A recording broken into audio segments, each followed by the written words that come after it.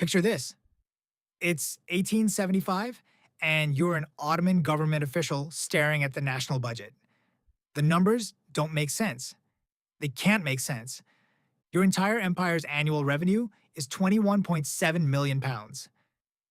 But your debt payments alone are 12 million pounds. That's more than half of everything you collect in taxes, just to pay interest on money you've already borrowed. You run the numbers again. Two-thirds of every tax dollar collected across the entire Ottoman Empire, from Istanbul to Baghdad, from Damascus to Cairo, goes straight to European bankers.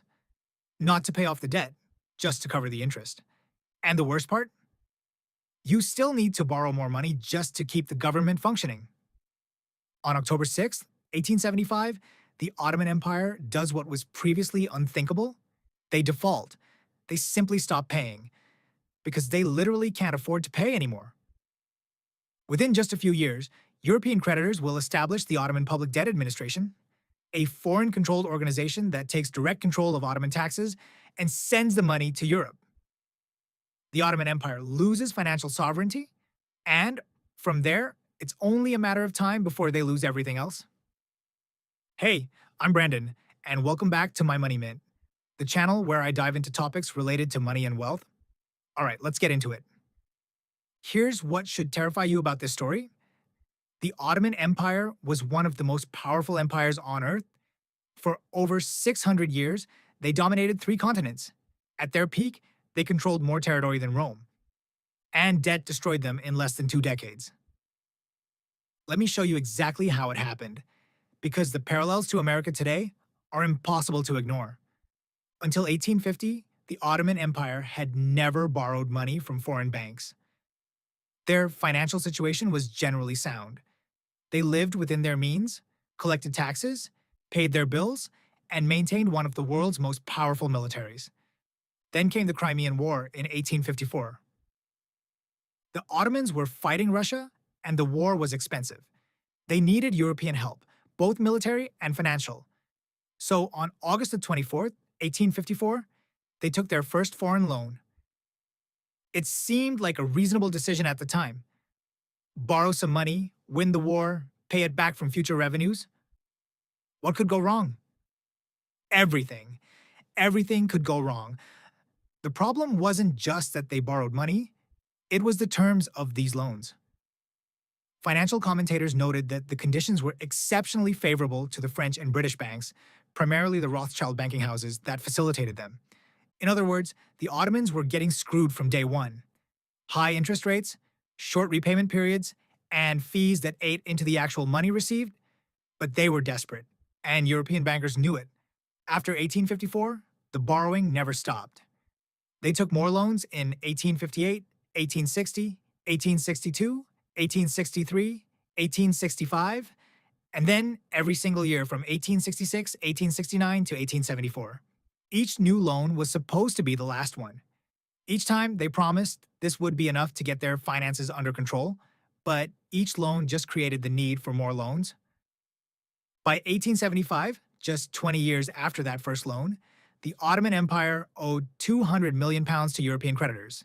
In today's money, that's about the 24.3 billion pounds. But here's what made it catastrophic. Their entire annual revenue was only 21.7 million pounds. They owed nearly 10 times their annual income. For comparison, America's current debt to GDP ratio is about 7.8. The Ottomans were at 10. They had entered debt levels that no economy could sustain. Now you might be wondering, what were they spending all this borrowed money on? Surely they were investing in things that would increase future revenues, right? Wrong. Much of the money went to military spending that accomplished nothing. The Ottoman military was hemorrhaging cash across multiple conflicts. An army of 60,000 soldiers and 40,000 horses required 500,000 kilograms of food per day. The expenses crippled the national treasury. In 1875, the Ottoman Navy had 21 battleships and 173 warships of other type, the third largest naval fleet in the world after Britain and France. This massive military expenditure, combined with palace construction and lavish imperial court spending, drained resources that could never be recovered. Sound familiar? It should. But here's where it gets even worse. Some of the borrowed money wasn't even going to useful projects. The Ottoman government was literally borrowing new money to pay back old loans. They were using one credit card to pay off another credit card. The ultimate financial death spiral. And the corruption was staggering.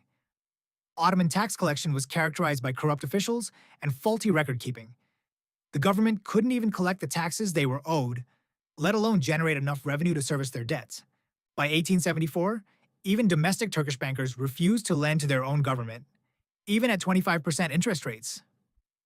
When your own citizens won't loan you money at any price, you know you're finished. The rumors of bankruptcy made Ottoman bonds nearly worthless on European markets. Nobody wanted to touch them. The empire that had once been seen as a first-class borrower was now viewed as a basket case. Then came the final blow.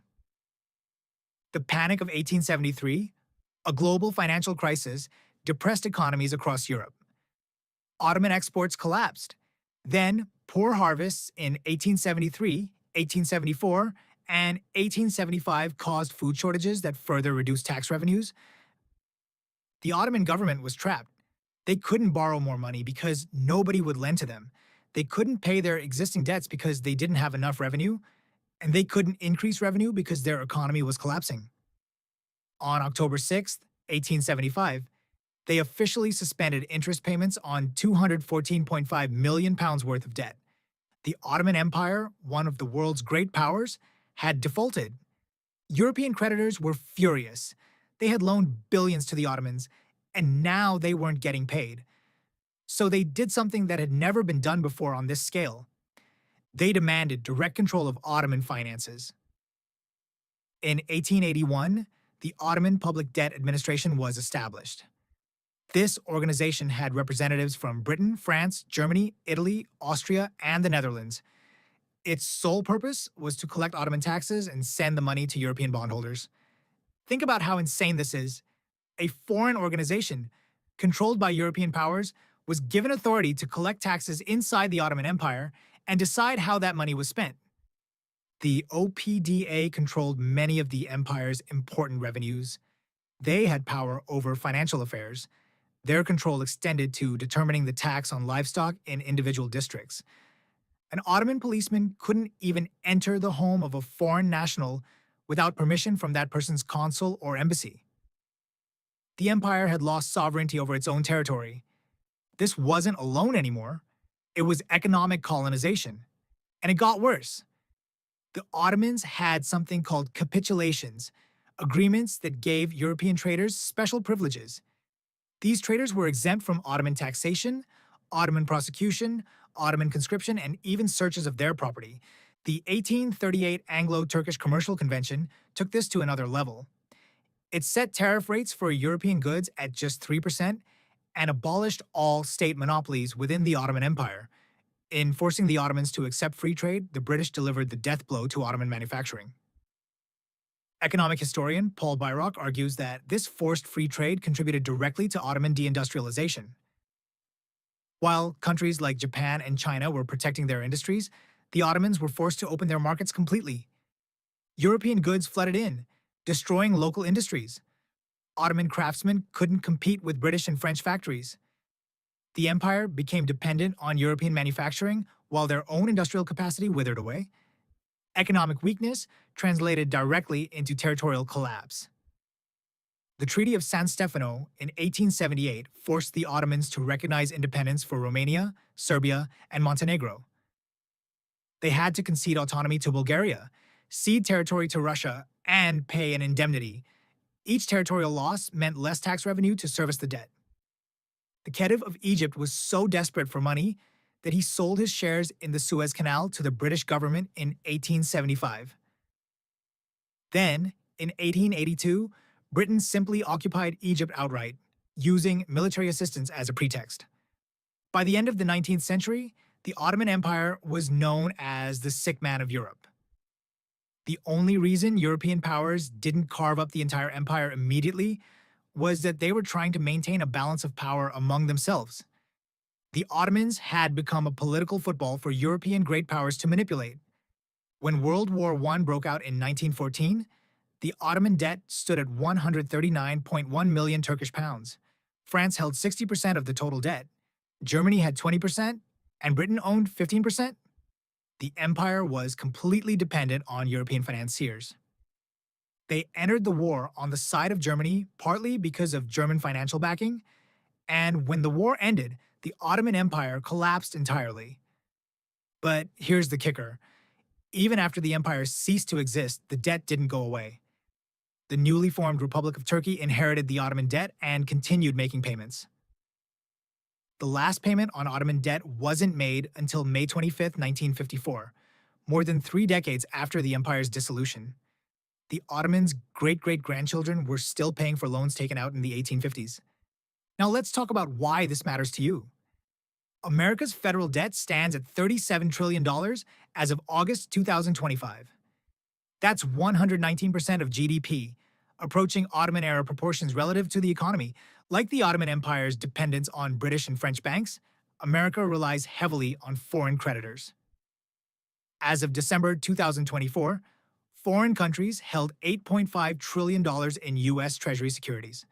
Japan holds $1.06 trillion, the UK holds $809 billion, and China holds $759 billion. U.S. military spending mirrors Ottoman overextension. The Department of Defense 2026 budget request is $892.6 billion. From 2001 through 2022, America spent an estimated $8 trillion on post-9/11 wars, all financed through debt, just like the Ottomans financed their wars. And here's where the Ottoman parallel becomes most alarming: interest payments. In 2024, U.S. interest payments totaled $881 billion, nearly tripling from $223 billion in 2015. Interest is now the government's third biggest spending area, behind only Social Security and healthcare. It exceeds what we spend on national defense. Over the next decade, interest payments are projected to total $13.8 trillion. By 2027, if current policies continue, debt will reach 106% of GDP. By 2047, it could hit 200% of GDP. The Ottoman death spiral: military overreach leads to massive borrowing, inability to service debt leads to default, foreign control of finances leads to loss of sovereignty, economic colonization leads to territorial disintegration, final collapse leads to decades of debt payments by successor states. America isn't the Ottoman Empire, and the global financial system is different. But the fundamental dynamics of sovereign debt remain unchanged. Debt service crowds out other spending. Foreign creditors gain leverage. Military overreach becomes unsustainable, and the debt spiral accelerates once interest becomes a major budget item. The Ottoman Empire learned this lesson over decades of decline. The question for America is whether it will heed this historical warning before reaching a similar breaking point. Thank you for watching My Money Mint. If you have a topic you'd like to see me discuss in a future video, please let me know in the comments.